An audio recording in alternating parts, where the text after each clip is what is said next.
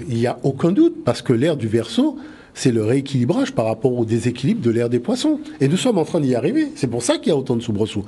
Vous vous êtes déjà probablement rendu compte ces derniers temps, ces derniers jours, que de plus en plus d'Africains sur le continent et dans la diaspora, de plus en plus d'Africains ont tendance à s'intéresser à leur histoire, à se réapproprier leurs valeurs et leur culture. Il y a notamment plusieurs youtubeurs célèbres, il y a plusieurs personnalités publiques qui ont avoué en public qu'ils ressentent ce besoin de se réapproprier leur culture et font des efforts de leur part pour redonner au continent sa valeur et sa fierté dans le temps.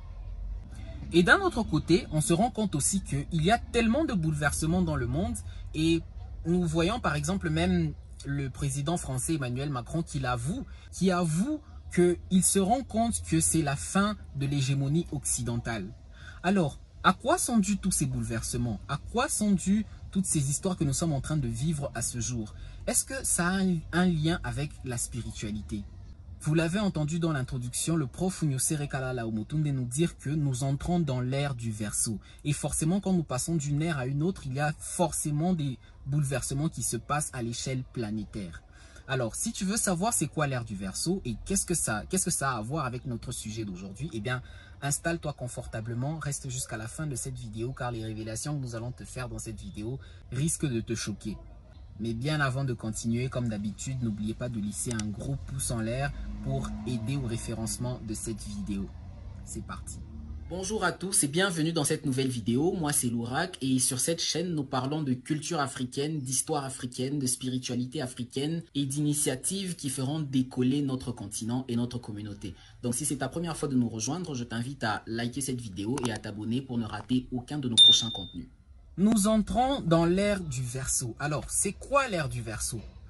Pour comprendre ce que c'est que l'ère du Verseau, nous devons d'abord remonter à l'origine de tout. C'est-à-dire, lorsque nos ancêtres africains ont commencé à étudier l'astronomie. Voici ce qu'on appelle le zodiaque égyptien. Alors, c'est quoi le zodiaque, me direz-vous? Eh bien, le zodiaque, c'est une cartographie du ciel. Une cartographie du ciel du point de vue de la Terre. Le ciel, c'est quoi? C'est tout simplement l'espace observable qui entoure la Terre. Et cet espace observable, on peut le cartographier grâce à ce qu'on appelle des constellations. Et l'espace observable qui entoure notre planète est constitué de 12 constellations que nos ancêtres ont répertoriées, cartographiées et représentées de façon anthropomorphe. Parmi les 12 constellations, on trouve, comme on le voit ici, le bélier, le taureau, les gémeaux, le cancer, le lion, la vierge, la balance, le scorpion, le sagittaire, le capricorne, le verseau et les poissons. Plus tard, quand le concept a été repris par les Grecs, le zodiaque a été plus simplifié en ce qu'on a appelé la croix du zodiaque. Et ici, on peut voir comment les 12 constellations sont répertoriées sur les extrémités du cercle.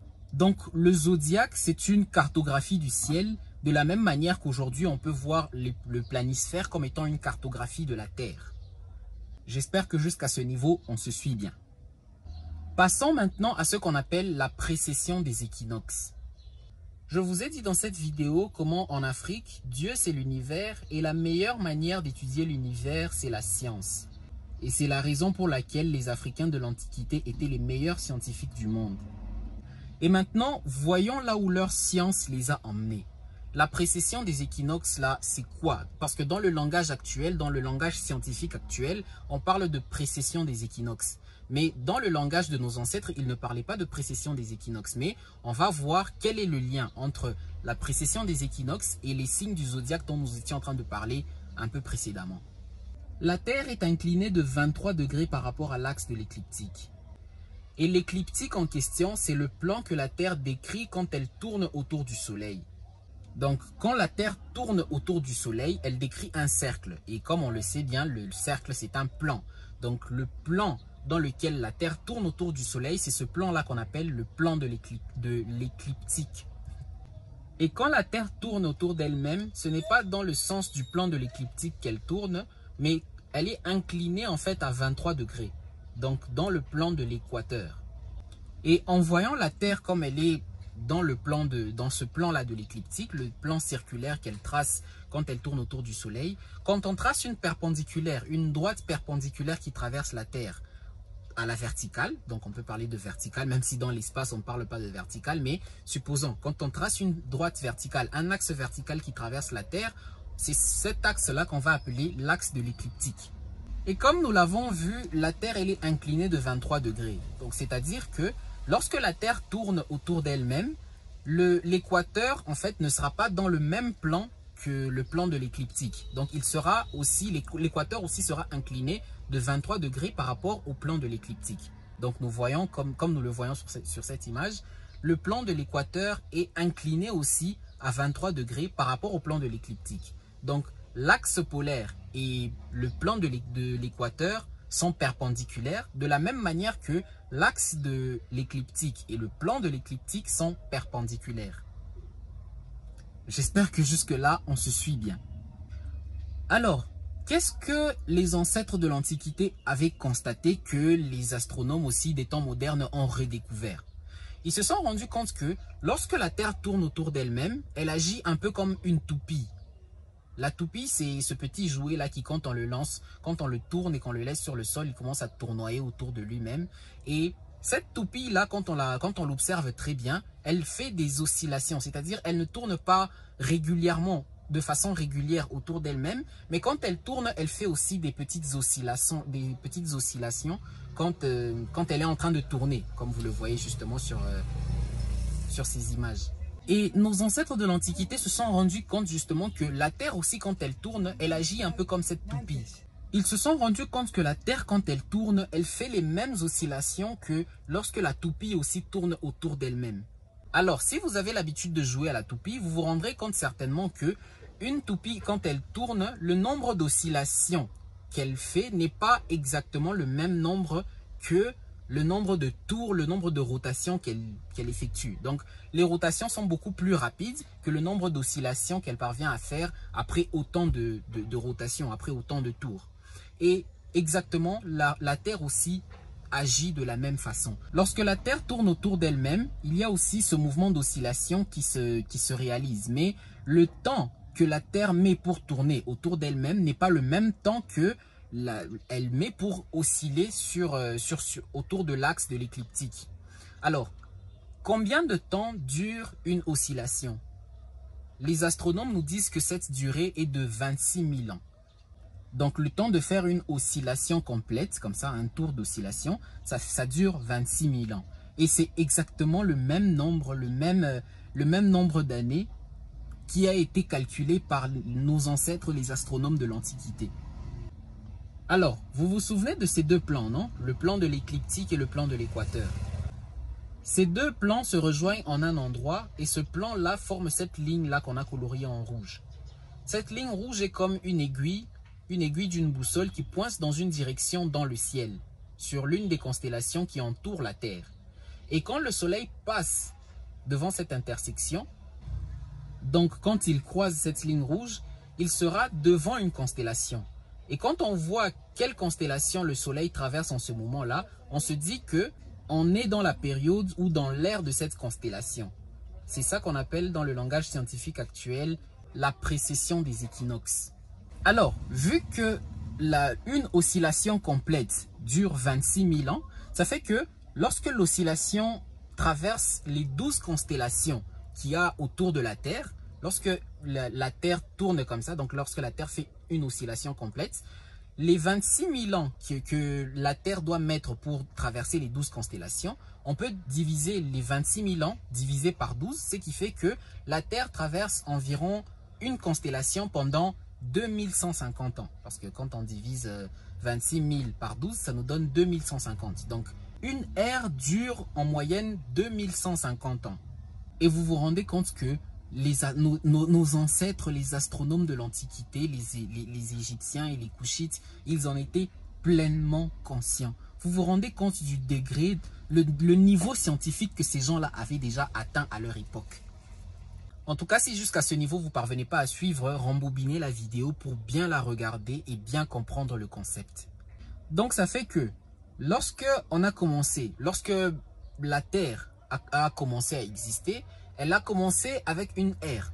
À ce jour, on ne sait pas exactement. Il faudra beaucoup de calculs pour voir quand est-ce que la Terre est apparue. Aujourd'hui, on est dans quelle ère pour pouvoir remonter les années et calculer quand est-ce que la Terre au moment où la Terre est apparue, dans quelle ère on était et comment ça s'est arrivé jusqu'aujourd'hui. Mais en fait, quand on regarde le ciel aujourd'hui et quand on fait tous ces calculs-là et qu'on regarde le ciel aujourd'hui, on se rend compte que nous nous trouvons dans l'ère du poisson. Et l'ère qui précède l'ère du poisson, c'était l'ère du bélier, et l'ère qui suivra l'ère du poisson, ça sera l'ère du Verseau. Et c'est celle dans laquelle nous sommes en train d'entrer très bientôt. Alors, en quoi c'est important pour nous aujourd'hui, en tant qu'Africains, en tant que personnes spirituelles, en tant que personnes scientifiques qui cherchent à découvrir la réalité, la vérité qui se cache derrière les choses que nous voyons, derrière les phénomènes naturels que nous voyons. En quoi est-ce que c'est important pour nous aujourd'hui? Évidemment, le passage d'une ère à une autre a toujours engendré des bouleversements. Le passage d'une ère à une autre n'a jamais été sans conséquences. C'est par exemple quand on était dans une année scolaire et que cette année scolaire se termine et qu'on passe dans une nouvelle année scolaire, eh bien, ça ne sera pas les mêmes leçons qu'on va voir, ça ne sera pas le même professeur que nous aurons, ça ne sera pas... Bref, il y aura énormément de changements, énormément de bouleversements. Évidemment, de la même manière que nous passons d'une ère à une autre, ça fait qu'il y aura des bouleversements, forcément, il y aura des changements dans le monde dans lequel nous vivons. Pour voir si c'est vrai ou si effectivement il y a des changements et des bouleversements à chaque ère qui change, faisons un bilan de l'histoire. Faisons un bilan de quand est-ce que les choses et comment les choses se sont passées au cours de l'histoire. Comme nous l'avons vu, nous avons cette aiguille-là dans le ciel, donc l'intersection des deux plans, le plan de l'écliptique et le plan de l'équateur, qui forment une droite. Et cette droite pointe vers un endroit dans le ciel. Et l'endroit là où pointe cet endroit, c'est là que le soleil passe, parce que comme nous sommes sur Terre, le soleil se lève et il se couche. Donc nous voyons le mouvement apparent du soleil. En réalité, c'est la Terre qui tourne, mais nous voyons comme si c'est le soleil qui se déplace dans le ciel. Alors, lorsque cette droite-là pointe un endroit dans le ciel, lorsque le soleil passe devant là où la droite passe, on se dit que nous nous trouvons actuellement dans l'ère de cette constellation dans laquelle la droite pointe en ce moment-là. Donc, lorsque le soleil passe dans l'intersection de ces deux plans, là où la droite pointe, on se rend compte que nous nous trouvons dans l'ère de cette constellation-là. Alors, du fait que maintenant, nous sommes vers la fin de l'ère du Poisson et que nous allons vers l'ère du Verseau, et que je vous ai expliqué que les bouleversements qu'il y a et que même le président Emmanuel Macron a avoué que c'est la fin qu'il se rend compte que c'est la fin de l'hégémonie occidentale. L'ordre international est bousculé de manière inédite. Mais surtout avec, si je puis dire, un grand bouleversement qui se fait sans doute pour la première fois dans notre histoire, à peu près dans tous les domaines, avec une magnitude profondément historique. Nous sommes sans doute en train de vivre la fin de l'hégémonie occidentale sur le monde. Donc nous vivons aujourd'hui la fin de l'hégémonie occidentale qui a vraiment pour moi, je dirais, résumé l'histoire de l'ère du Poisson. Alors voyons avant l'ère du Poisson, qu'est-ce qui s'était passé?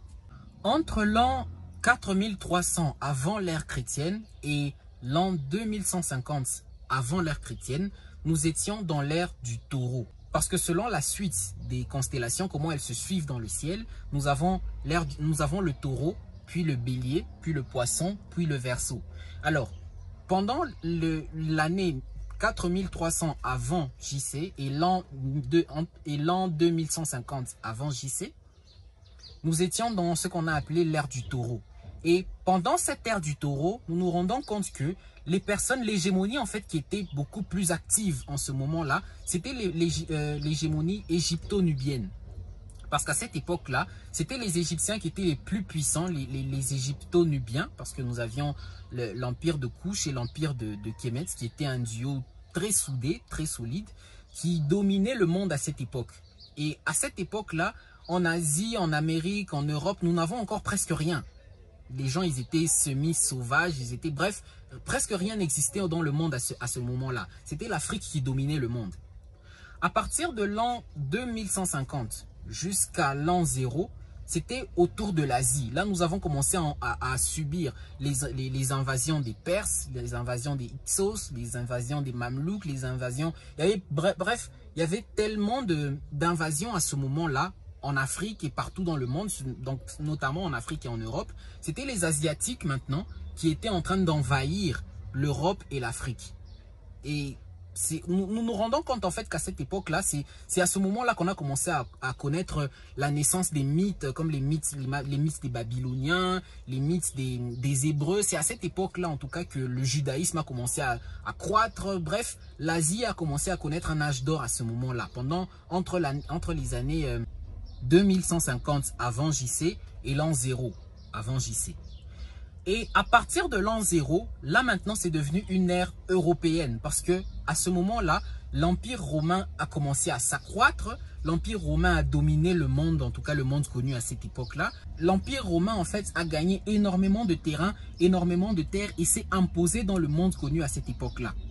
Donc à partir de l'an 0 jusqu'à l'an 2150, c'est une ère ou plutôt une hégémonie européenne parce que avec l'avènement de l'Empire romain, nous avons connu justement l'Empire romain, nous avons connu les empires comme le Saint-Empire romain germanique, nous avons connu l'Empire britannique, l'Empire français, bref, nous avons connu la colonisation la colonisation européenne du monde. Bref, l'Europe a totalement dominé le monde au cours de cette ère-là, jusque très récemment en tout cas, jusqu'à aujourd'hui même, parce que ce qu'on appelle aujourd'hui l'hégémonie occidentale, c'est une hégémonie européenne. C'est venu d'Europe.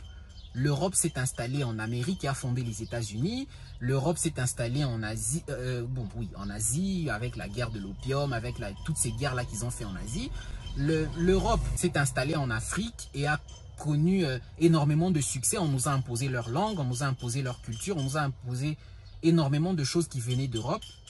Bref, l'ère du poisson dans laquelle nous sommes aujourd'hui, c'est une ère européenne, une ère qui nous montre en fait l'hégémonie européenne sur le monde.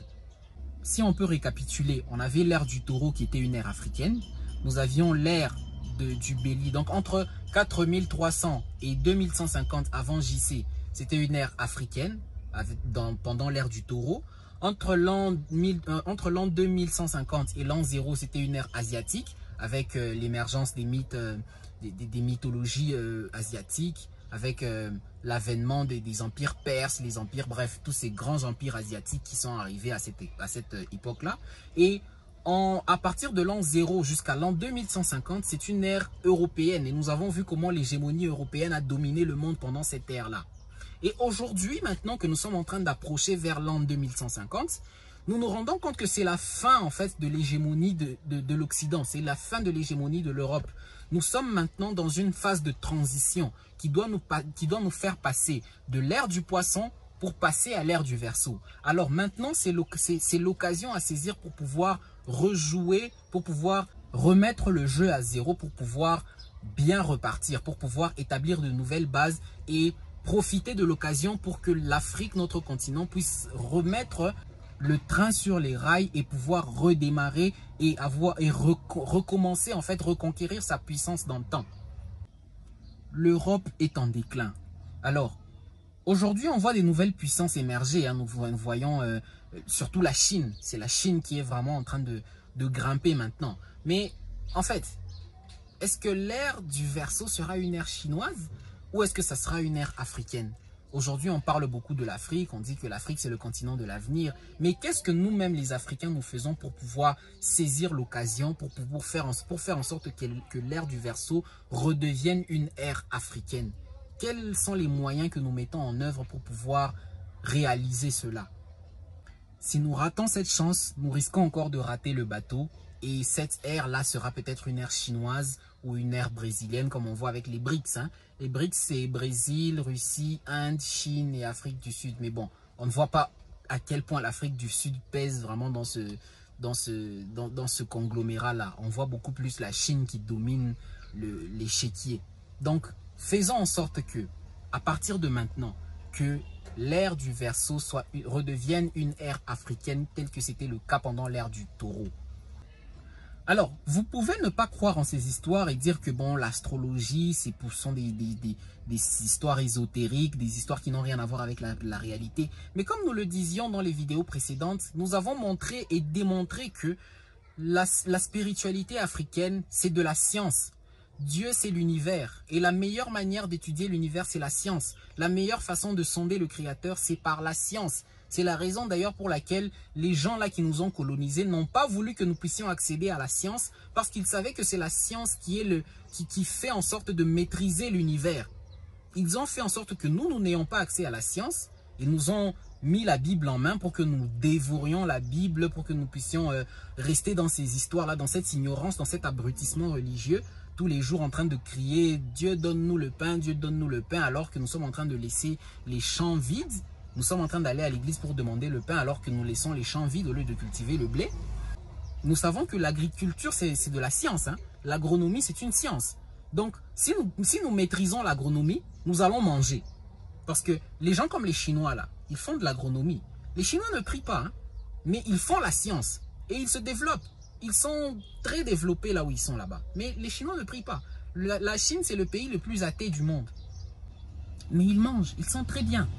Mais nous, on nous a mis la Bible dans la main pour qu'on puisse la dévorer. Voilà. Aujourd'hui, il y a des gens qui sont capables de réciter le Coran en entier. Ils sont capables de réciter des versets bibliques en entier. Mais ils ne sont même pas capables de générer de l'emploi pour donner du travail à leurs compatriotes. Ils ne sont pas capables. Mais ils sont capables de vous réciter tous des chapitres entiers de la Bible. Donc, vous pouvez ne pas croire à cette science, vous pouvez ne pas croire à ça, mais sachez que c'est la science qui maîtrise l'univers. L'homme maîtrisera l'univers par la science. Dieu, c'est ce que nous voyons dans l'univers, c'est ce que nous voyons autour de nous. Dieu se manifeste à travers ses créations. Et la meilleure manière de sonder le Créateur, c'est de maîtriser sa création. Donc, nos ancêtres qui avaient maîtrisé la création, ils sont arrivés à faire des choses incommensurables que même la science la plus aboutie à ce jour ne parvient pas à expliquer. Mais nos ancêtres là qui ont maîtrisé la nature, ils sont parvenus à faire ça. Donc si vous aujourd'hui vous dites que non, ce sont des légendes, ce sont des histoires, et ben moi en tout cas je vous montre que tout ce que je vous ai dit dans la vidéo là, comment les hégémonies se sont succédées au fil du temps à travers les ères. Si vous dites que ce sont des légendes et qu'il ne faut pas y prêter attention, et ben bon, c'est vous que ça concerne. La science, elle est exacte. La science, elle n'est pas spéculative. Quand la science a dit que c'est comme ça, que tu y crois ou pas, c'est comme ça. Si on dit que pour créer de l'électricité, il faut faire passer un aimant à travers une bobine de cuivre, que tu y crois ou pas, si tu fais passer un aimant à travers une bobine de cuivre, l'électricité va apparaître. Donc que tu y crois ou pas, ça va arriver. Donc, c'est ça en fait. La spiritualité de nos ancêtres, c'est de la science. Et donc, si toi tu te dis que ce sont des légendes, eh ben, tu risques de rater le bateau et l'Afrique va encore retomber dans les mêmes histoires que nous sommes en train de vivre aujourd'hui. Et nous allons encore passer toute l'ère du Verseau sans pour autant regagner notre gloire, sans pour autant regagner notre hégémonie. Pourquoi il y a des soubresauts? Parce qu'il y a des portes de cupidité. Ça révèle simplement l'existence de portes de cupidité. L'ère du Verseau, c'est la générosité. Vous voyez? Donc il y a des portes de cupidité qui pensent pouvoir résister à une force énergétique qui vient depuis le... Moi je dis quand même, il faut revenir à la raison. Parce que ceux qui collaborent avec la désorganisation de l'univers, je tiens quand même à rappeler que l'univers, c'est 13 milliards d'années pour organiser l'harmonie. Et que l'univers sait se débarrasser de tous ceux qui organisent la désorganisation. On a vu avec les dinosaures. Merci. Maintenant, nous allons passer à la connaissance supérieure. D'accord? Lorsqu'on change d'ère, on ne fait pas de représentation d'éléments négatifs de l'ère précédente. D'accord? C'est-à-dire que oui, c'est passé ensemble de choses, mais les représentations doivent être arrimées aux énergies de la nouvelle ère. C'est valable pour tout le monde. C'est comme ça que ça se fait. L'Afrique doit se réorganiser pour reconquérir le monde. Merci d'avoir regardé cette vidéo. N'oublie pas de liker, de t'abonner et on se retrouve très bientôt pour une nouvelle chronique.